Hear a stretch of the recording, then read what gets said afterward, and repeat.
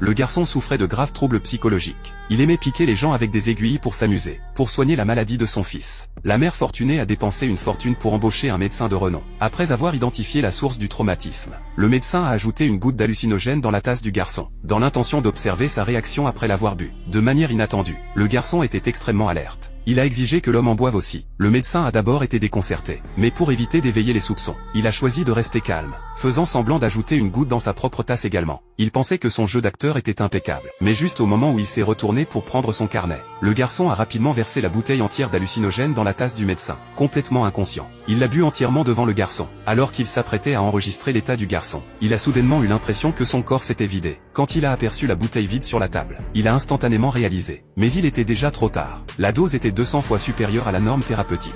En un instant, des hallucinations bizarres ont dévoré le médecin. Toute la pièce a commencé à se tordre et à se déformer, comme si son âme était sur le point de s'échapper de ses fesses. Personne ne sait combien de temps s'est écoulé. Le garçon mentalement instable a soudainement hurlé, accusant Dieu de lui avoir volé ses bras à l'instant. Il a rapidement couru dehors pour le poursuivre. Quand il est revenu, il était couvert de sang, portant 2 bras coupés, et s'est dirigé droit vers le médecin. Il a exigé que le médecin lui couse les 2 bras coupés sur le corps, avant même que les mots ne soient terminés. Il a effectivement coupé ses propres bras, puis a forcé le médecin à lui coudre ceux qu'il avait apportés. Pendant le processus de suture, le garçon n'a pas arrêté de rire hystériquement, si effrayé que le médecin s'est enfui pris de panique.